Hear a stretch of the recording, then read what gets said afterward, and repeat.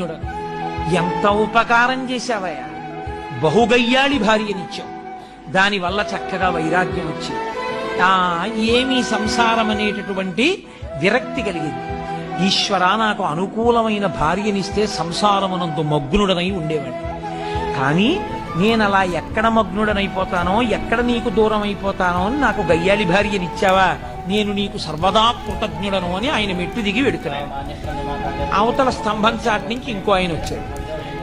ఈయనేదో వస్తున్నాడని ఆయన అక్కడ ఆగాడు. ఆయన వచ్చి అన్నాడు, ఈశ్వర, నేను నీకు సర్వదా కృతజ్ఞుడను.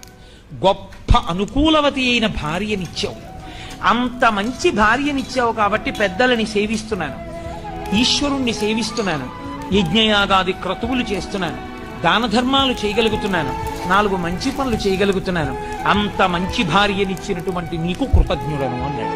ఇప్పుడు ఈశ్వరుని యొక్క అనుగ్రహాన్ని పొందడానికి మేము